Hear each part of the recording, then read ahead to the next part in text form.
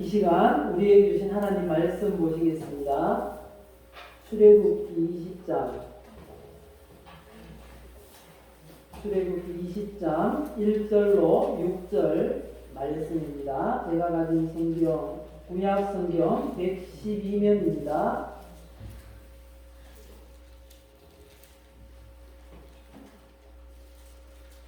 출애굽기 20장 1절로 6절 말씀 읽어드리겠습니다. 하나님이 이 모든 말씀으로 말씀하여 이르시되 나는 너를 애굽 땅 종되었던 집에서 인도하여 낸 내 하나님 여호와니라.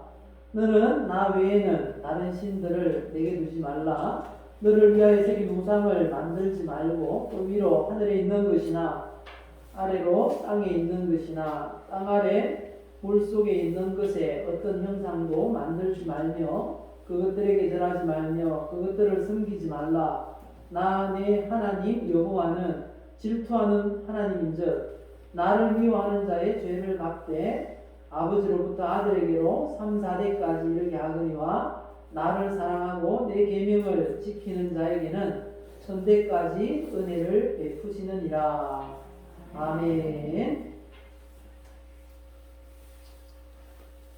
설이라는 이 말이 어떻게 생겼는지에 대해서 몇 가지 학설이 있습니다. 그 중에 가장 유력한 학설이 낯설다 할 때 그 설이라는 겁니다. 새로운 해에 대한 기대와 이 설렘을 느끼게 하는 그런 단어이죠. 그래서 이제 어릴 때는 이 설이 다가오면 막 설레고 그랬던 걸 생각하게 됩니다. 그런데 요즘은 이 설이 다가오면 먼저 걱정이 많아지는 것 같아요. 우리 며느리들은 제일 싫어하는 게 명절이라고 그런 얘기를 하더라고요. 요즘 이 설명절 과거나 지금이나 변함없이 걱정할 수밖에 없는 이유는 우상 숭배와 항상 엮여있기 때문입니다. 영적인 전쟁을 하고 있다는 걸 항상 느끼게 됩니다. 하나님은 우상 숭배를 가장 싫어하신다라고 말씀하세요. 신명기 27장 15절 보시면 장색의 손으로 조각하였거나 부어 만든 우상을 여호와께 가정하니 그것을 만들어 은밀히 세우는 자는 저주를 받을 것이라 이렇게 말씀하세요. 우리가 하나님의 복을 받기 위해서는 우상 숭배를 하지 말아야 할 것입니다. 그래서 이 시간 우리에게 주신 말씀을 통해서 우상 숭배 하지 말라라는 제목으로 말씀을 전하겠습니다. 또 이 시간 우리 함께 고백했으면 좋겠어요. 하나님 앞에 이렇게 고백합시다. 나는 하나님의 사랑을 받고 있습니다. 하나님은 나를 치료하십니다. 하나님은 나에게 복을 주십니다. 하나님 우상 숭배하지 않도록 도와주세요.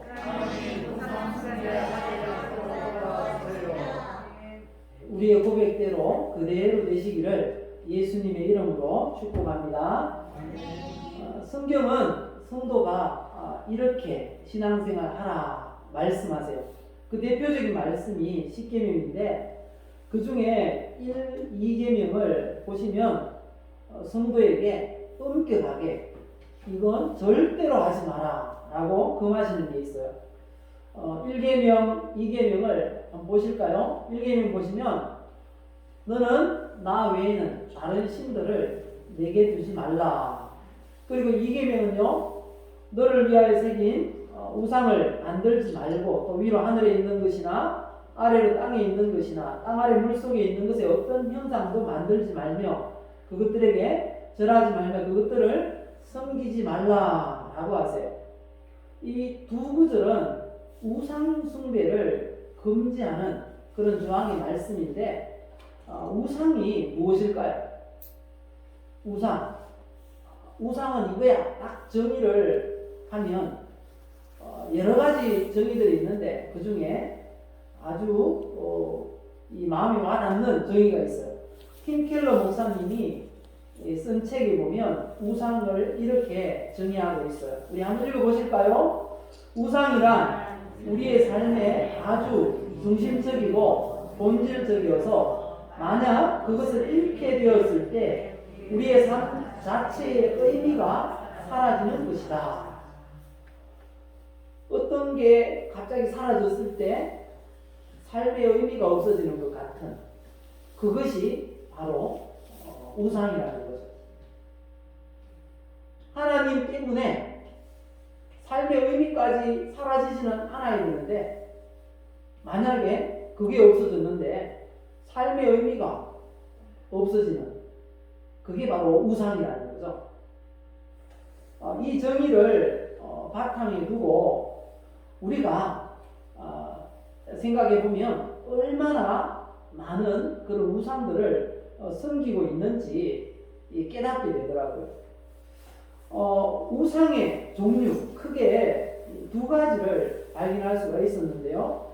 먼저 1절을 보시면 여호와 하나님 외에 다른 신들이라는 우상이 있어요. 그리고 또 하나는 어떤 형상이라는 우상이 있어요. 이건 2절에서 유추한 말씀인데요. 먼저 이 하나님 외에 다른 신들 우상 이 말씀은 이스라엘 백성들이 430년간 머물렀던 그 애굽의 이 종교를 하나님이 생각하시고 염두에 두고 이 말씀하신 겁니다. 그리고 이스라엘 백성들이 앞으로 들어가서 살게 될 가나안 땅에서 가나안 사람들이 섬겼던 여러 신들을 염두에 두고 하나님이 말씀하신 겁니다. 그래서 여호와 하나님 외에 다른 신들 그 신들을 의미하고 있는 것입니다. 그래서 하나님보다 더 흠모하거나 숭배하거나 우선시하는 그 우상들에게 마음을 두지 말라라는 의미의 말씀인 것입니다. 여기 보면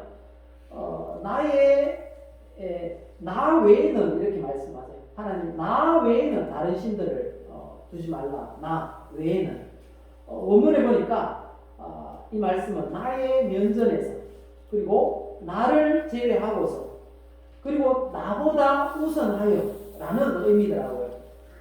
그래서 하나님보다 더 흠모하거나 하나님보다 더 우선시하는 그런 우상을 마음에 두지 말라라는 의미의 말씀인 것입니다.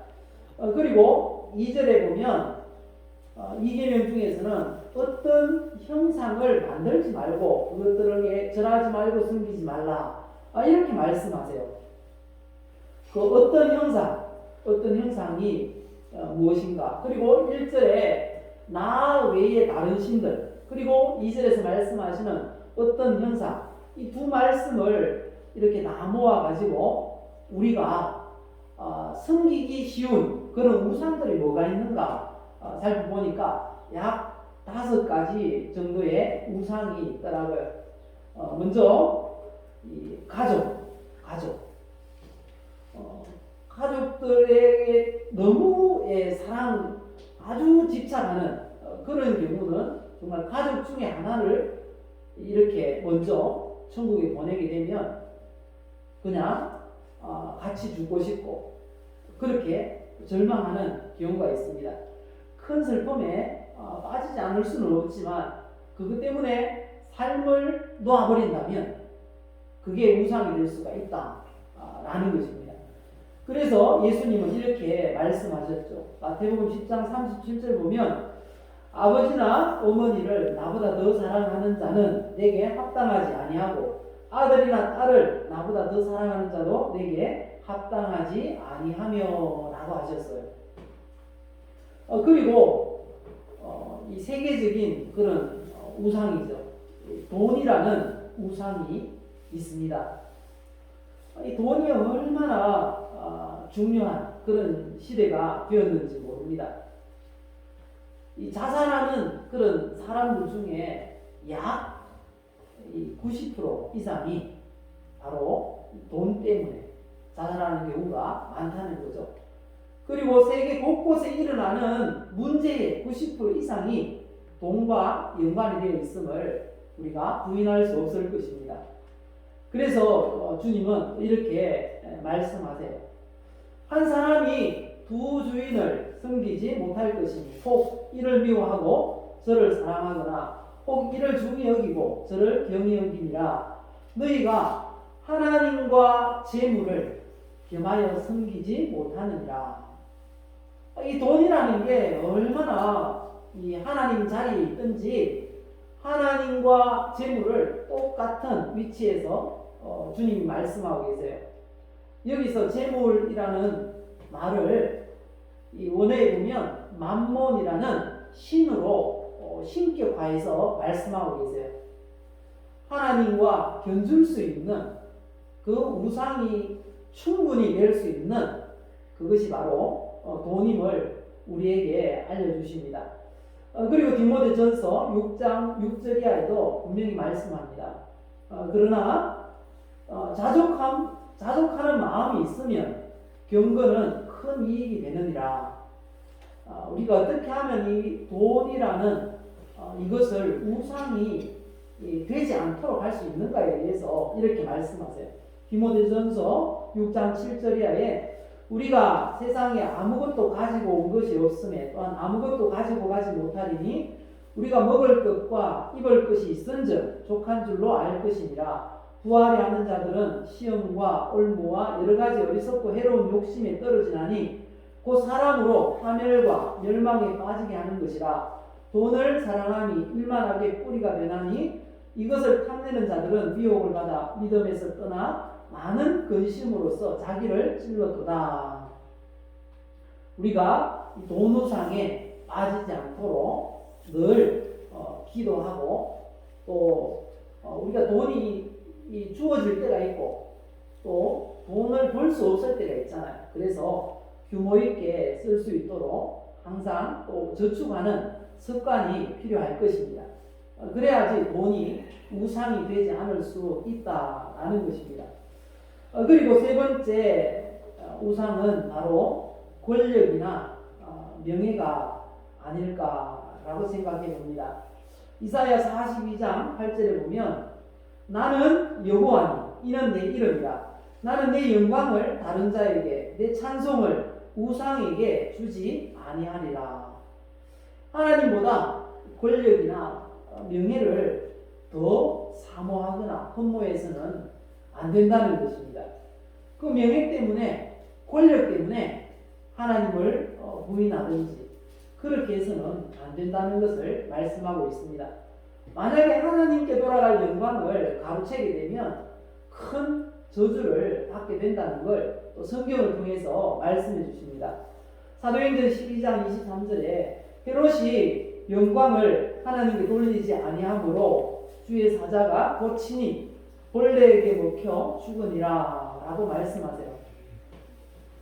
그리고 네 번째 우상은 쾌락이라고 할 수 있습니다.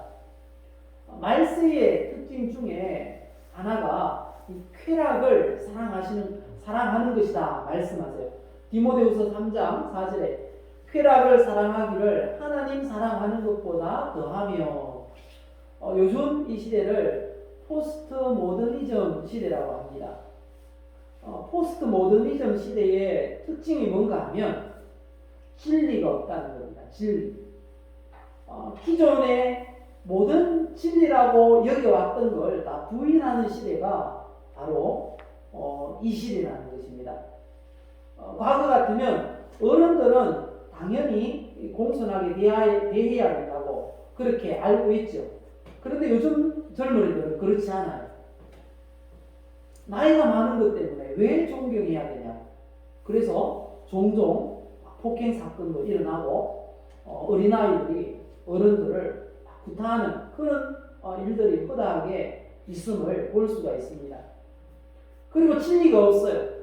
예수님 믿어야 구원받아요. 이렇게 얘기를 하면 왜 그런데요? 반문을 하는 시대가 바로 이 시대라는 거죠. 그런데 이 시대에 이 어린 그런 우리 자녀들, 청소년들, 청년들이 진리라고 생각하는 게 있어요. 그게 뭔가 하면 쾌락이에요. 나를 즐겁게 해주고 나를 기쁘게 하는 게 진리라는 거예요. 그래서 지금은 말세다라고 말할 수가 있는 거죠. 바로 쾌락이 우상인 시대인 것입니다. 그리고 다섯 번째, 전통이나 관습이 우상이 될 수가 있다는 것입니다. 우리나라 현실에서 가장 버리기 힘든 관습, 그 중에 하나가 조상 제사가 아닐까요? 이런 생각을 해봅니다. 추석이나 설명절 혹은 기일이 되면 가족들이 모이게 됩니다.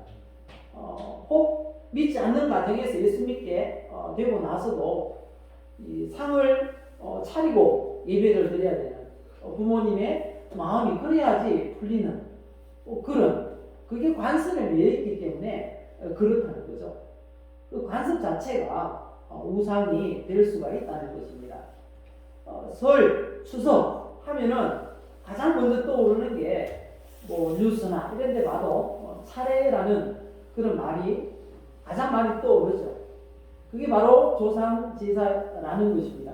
그런데 그 조상 제사가 무엇인지 여러 차례 말씀드렸는데 또 간단하게 말씀을 드리면요. 이 조상 제사는 중국에서 들어온 외래 종교다라는 것입니다. 우리나라 전통이다라고 그렇게 굳게 믿고 있는데 아니라는 거죠. 약 500년 좀 지난 그런 외국에서 중국에서 들어온 그런 외래 종교임을 우리는 알아야 합니다. 원래 중국의 이 주공이라는 사람이 부모님 살아 계실 때는 굉장한 불효자로 소문이 나 있었다는 겁니다. 그런데 어느 날 갑자기 부모님이 돌아가셨어요. 그래서 이러다가는 평생 불효자로 이름이 남겠어요. 그래서 이 사람이 했던 일이 부모님을 위해서 부모님께 드린다 이렇게 하면서 상을 차렸답니다. 살아계실 때처럼 똑같이 1년 정도를 꼬박 밥상을 차려놓았답니다. 그랬더니 주위 사람들이 그 모습을 보고 저 사람 저렇게 효자였네 이렇게 인식이 바뀌었다는 겁니다. 그 후로 중국에서 그 유교 사상과 더불어서 이게 확산이 되었다는 거죠. 그래서 우리나라에 들어올 때도 유교를 수입하면서 이 제사 제도가 들어왔다라는 것입니다. 그리고 두 번째, 이 조상 제사의 목적이 좀 불순합니다. 반역으로 세워진 그 정권을 합리화하기 위해서 제사 제도를 우리나라에 가지고 왔다는 것입니다. 신라 시대나 그리고 고구려 시대 때에도 보면 이 제사를 지냈다는 기록이 없다는 것입니다. 왜냐하면 불교에도 원래는 제사가 없었어요.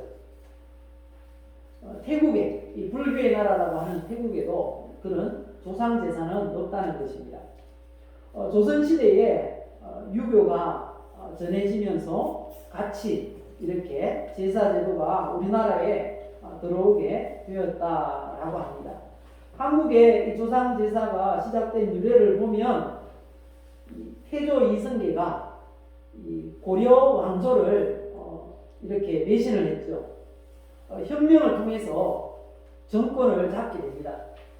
위화도 회군이라고 합니다. 역사적인 사건. 그 위화도 회군을 통해서 정권을 잡았습니다. 그런데 정권은 잡았는데 민심은 태조 이성계를 곱게 보지 않습니다. 왜요? 배신자라는 거죠. 그래서 민심을 장악하기 위해서 무학대사를 찾아갔다고 합니다. 무학대사가 이런 조언을 했다고 하죠.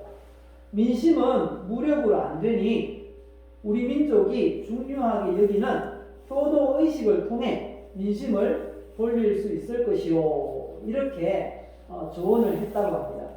그래서 태조 이성계가 통치 수단으로서 유교를 도입하면서 제사 제도를 같이 이렇게 가지고 왔다는 것입니다. 유교의 핵심이 군사부 일체입니다. 군사부 일체. 이걸 백성의 도리로 가리키는 것입니다. 임금은 백성의 어버이로서 부모님을 섬기듯이 공경하고 충성해야 한다. 라는 그런 내용입니다.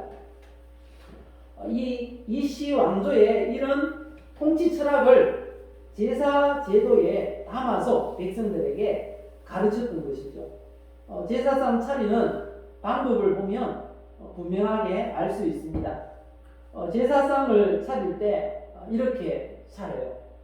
제일 앞줄에 과일을 놓는 거기에 이렇게 조유리시라는 순서대로 이렇게 제사상을 차려요. 어릴 때 저도 교육을 많이 받았습니다. 믿지 않는 그런 가정이었기 때문에 어동 육서 이런 것도 있고요. 또 홍동 백서 이런 것도 있고요. 제사 차리는 방법이 여러 가지가 있어요.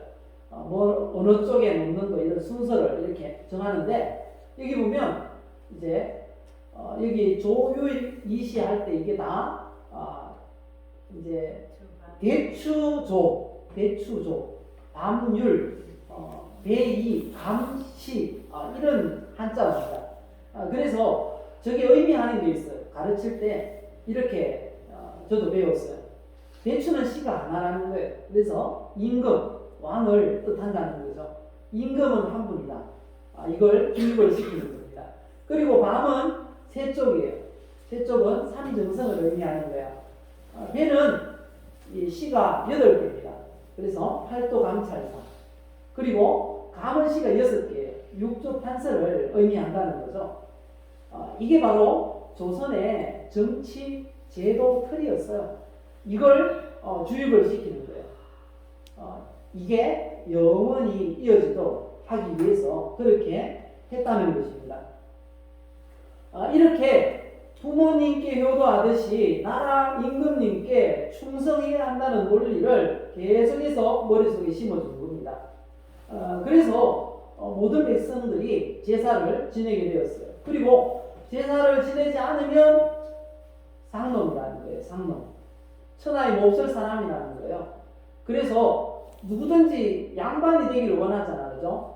그래서 양반이 되기 위해서 양반 대접을 받고 싶어서 아주 무리를 해서 제사를 지내는 경우를 많이 보아왔습니다.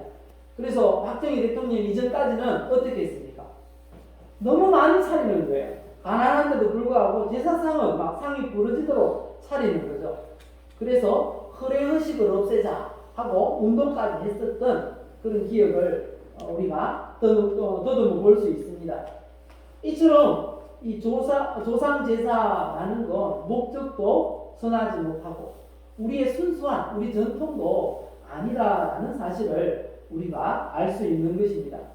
그리고 세 번째, 이 성경이 제사를 엄격하게 금지하고 있다라는 것입니다. 죄는 어떤 것이든지 하나님이 싫어하세요. 하지만 더더욱 금지하는 게 있어요. 그게 바로 이 우상 숭배라는 것입니다. 오늘 우리가 읽었던 본문 출애굽기 20장 3절 4절 말씀을 보시면 우리가 분명하게 알 수 있습니다. 또 한번 읽어봅시다. 너는 나 외에는 다른 신들을 내게 두지 말라. 너를 위하여 새긴 우상을 만들지 말고 또 위로 하늘에 있는 것이나 아래로 땅에 있는 것이나 땅 아래 물속에 있는 것에 어떤 형상도 만들지 말며 그것들에게 절하지 말며 그것들을 섬기지 말라. 나의 하나님 여호와는 질투하는 하나님인즉 나를 미워하는 자의 죄를 갚되 아버지로부터 아들에게로 3, 4대까지 이르게 하거니와 나를 사랑하고 내 계명을 지키는 자에게는 천대까지 은혜를 베푸시느니라. 이렇게 말씀하십니다.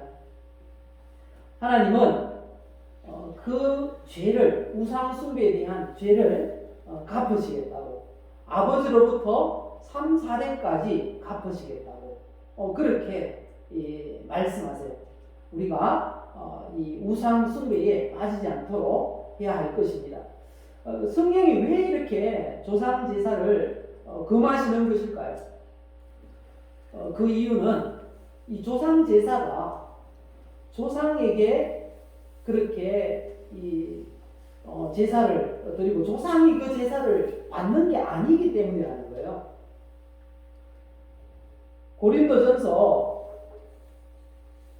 10장 19절 이하의 말씀을 보시면요, 이 제사가 무엇인지 분명하게 말씀하세요.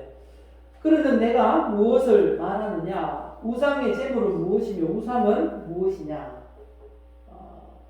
읽어보실까요? 물은 이방인의 제사하는 것은 누구에게 하는 것이라고요? 귀신에게 하는 것이요. 하나님께 제사하는 게 아니라는 겁니다. 그리고 또 제사가 뭐라고요? 귀신과 교제하는 것이다. 이렇게 말씀하세요. 그러시면서 21절에 보면 너희가 주의 잔과 귀신의 잔을 겸하여 마시지 못하고 주의 식탁과 귀신의 식탁에 겸하여 참여하지 못하리라. 예배도 드리고 제사도 드리고 그렇게 해서는 안 됨을 말씀하십니다. 그리고 분명한 사실은 귀신이란 사람이 죽어서 그렇게 귀신이 되는 게 아니라는 거죠. 사람이 죽으면 어떻게 됩니까? 사람은 죽으면 몸은 육신은 흙이니 흙으로 돌아갈 것이니라. 창세기 3장 19절 말씀하시죠. 그리고 우리의 영혼은 어떻게 된다고요?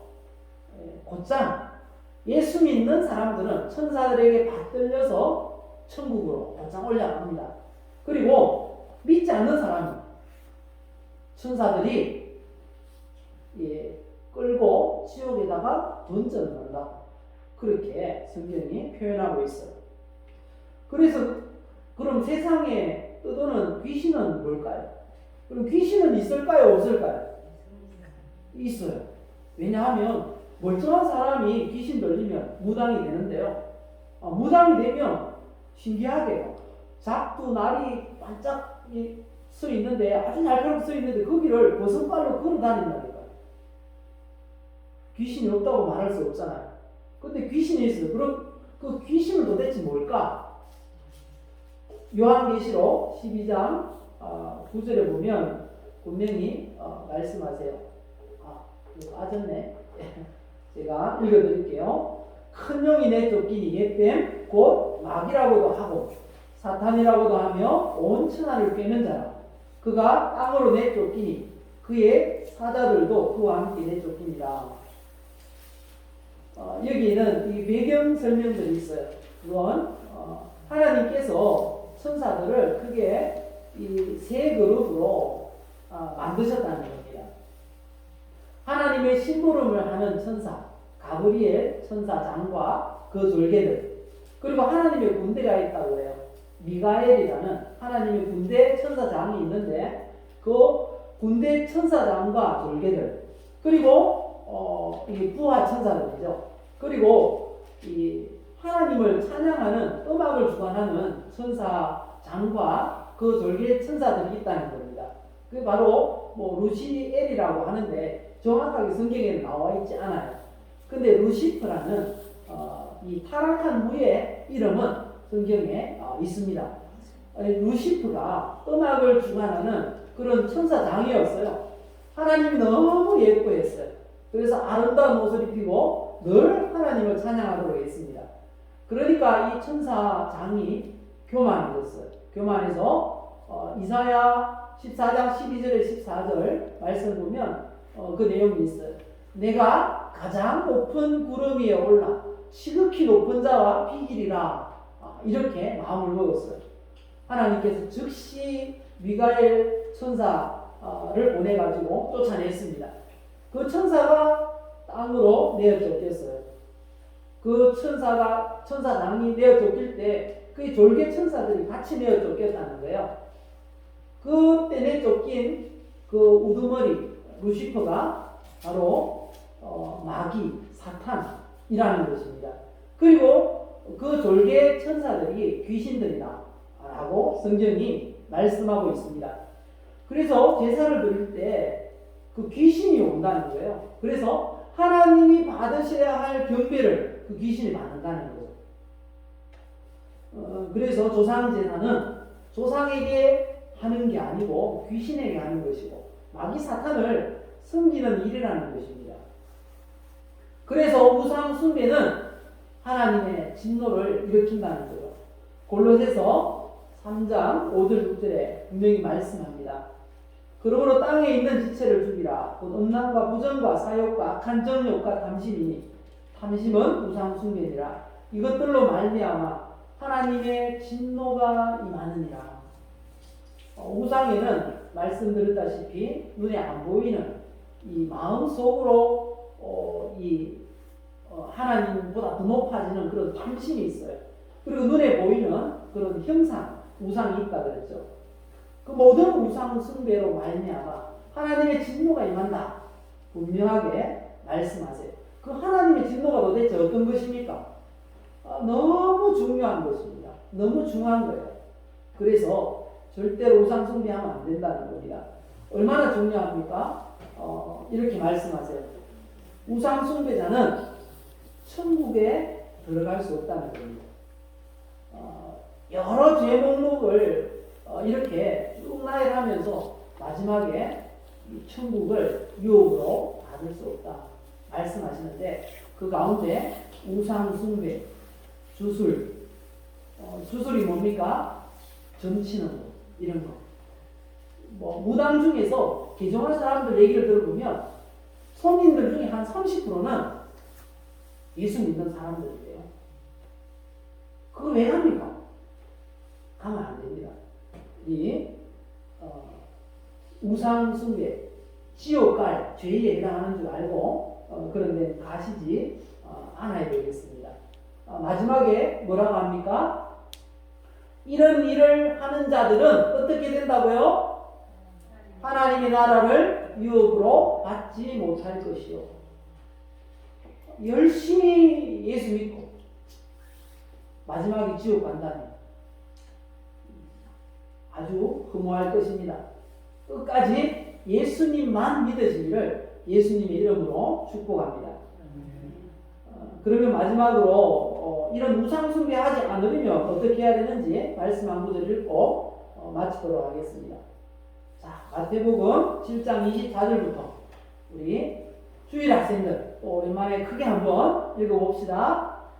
같이 읽겠습니다. 그러므로 누구든지 나의 이 말을 듣고 행하는 자는 그 집을 반석 위에 지은 지혜로운 사람 같으리니 비가 내리고 창수가 나고 바람이 불어 그 집에 부딪히되 무너지지 아니하나니 이는 주추를 반석 위에 놓은 까닭이요.